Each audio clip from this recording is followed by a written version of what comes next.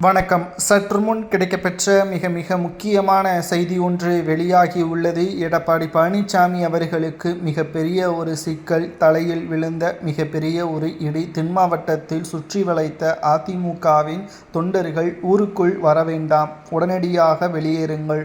நிச்சயமாக இந்த முறை அதிமுக வெற்றியடைவது கடினம். கடந்த தேர்தலை ஒப்பிட்டு பார்க்கும் பொழுது அதிமுகவில் தென் மாவட்டத்தில் இருந்த முக்கிய நிர்வாகிகளை எடப்பாடி தனது சமுதாயத்திற்காக, தனது குடும்பத்தில் உள்ள உறுப்பினர்களுக்காக அவர்களை திட்டமிட்டு கட்சியிலிருந்து விரட்டிவிட்டார். இனியும் எடப்பாடி பழனிசாமியை முன்னிறுத்தி அதிமுகவிற்கு ஆதரவாக நாங்கள் செயல்பட மாட்டோம் என்று எடப்பாடி பழனிசாமி அவர்களுக்கு எதிராக தென் மாவட்ட நிர்வாகிகளும் தொண்டர்களும் தற்பொழுது களத்தில் இறங்கியுள்ளனர். எடப்பாடி பழனிசாமி அவர்களுக்கு இது மிகப்பெரிய ஒரு அதிர்ச்சியை ஏற்படுத்தியுள்ளது. ஒரு பக்கம் பாஜக முதல்வர் வேட்பாளரை விஜய் அவர்களை அறிவிப்போம், நிச்சயம் அதிமுக மிகப்பெரிய அளவில் வெற்றியடையும், திமுக ஆட்சியை இழக்க இதுதான் ஒரே வழி என்று ஒரு பக்கம் அழுத்தம் கொடுத்து வரக்கூடிய நிலையில், மறுபக்கம் அதிமுகவின் உண்மையான தொண்டர்களை தற்பொழுது எடப்பாடி பழனிசாமி அவர்களுக்கு எதிராக கொடிபிடித்து எதிர்ப்புகளை தெரிவித்து வரக்கூடிய இந்த வேளையில் என்ன செய்வதென்று தெரியாமல் அதிர்ச்சியில் இருக்கிறார் எடப்பாடி பழனிசாமி அவர்கள்.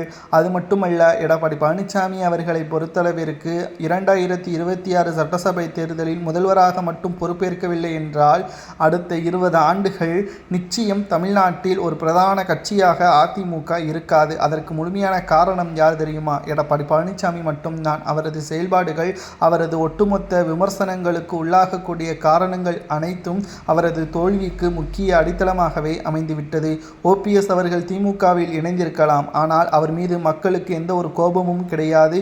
மேலும் திமுகவில் இணைந்ததுதான் OPS எடுத்த சரியான முடிவு. அவர் நிம்மதியான உறக்கத்தை திமுகவில் இணைந்ததற்கு பிறகுதான் வீட்டில் நிம்மதியான உறக்கத்தை தூங்கினார் என்ற ஒரு தகவலும் வெளியாகியுள்ளது. இதற்கு காரணம் என்ன தெரியுமா? ஒரு பக்கம் பாஜக கொடுத்த அழுத்தம், மறுபக்கம் எடப்பாடி பழனிசாமி அவர்கள் அதிமுகவை இப்படி மிக மோசமான முறையில் நடத்தி கொண்டிருக்கிறார்.